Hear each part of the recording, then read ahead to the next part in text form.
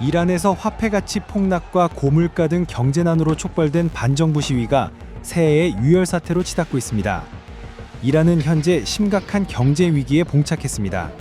지난 6월 이스라엘과의 12일 전쟁 이후 서방의 제재로 이란 화폐 리알 가치가 사상 최저 수준으로 떨어지고 이에 따라 물가도 40% 이상 폭등했습니다.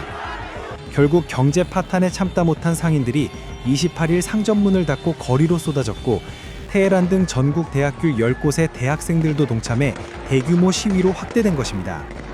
닷새째 계속되고 있는 시위는 걷잡을 수 없이 격화하고 있습니다. 대학생 등 Z세대의 합류로 규모가 커진 시위대와 무력 진압에 나선 보안군이 충돌하면서 유혈 사태가 발생했습니다.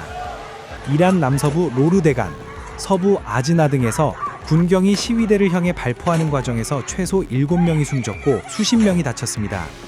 특히 시위가 가장 격렬한 것으로 알려진 아즈나에선 시위대가 경찰본부를 공격해 3명이 사망하고 17명이 부상을 당했습니다.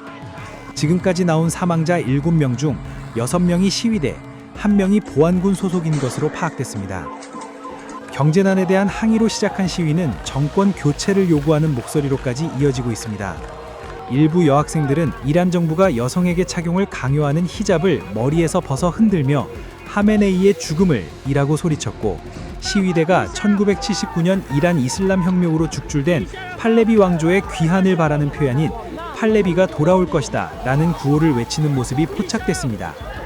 일각에선 이번 시위로 1989년부터 장기 집권 중인 최고 지도자 알리 하메네이가 최대 위기를 맞았다는 분석이 나옵니다. 과거 반정부 시위에선 대학생과 진보 성향 지식인 등이 주도했지만 이번엔 이슬람 보수주의 정권을 지지해왔던 상인 집단이 등을 돌렸다는 점에서 파급력의 차이가 훨씬 크다는 것입니다. 때문에 유혈 사태로까지 번진 상황에서 군경의 진압 수위가 높아지고 시위가 더욱 확산할 경우 3년 전 벌어진 히잡 시위 때만큼 사상자가 늘어날 수 있다는 가능성도 제기됩니다. 하메네이 최고 지도자가 시위 발발 후 아직까지 공식 입장 없이 침묵하고 있는 가운데 하메네이 정권이 이번 사태를 제대로 수습하지 못하면 체제 존립이 위태로울 수 있다는 전망이 나옵니다.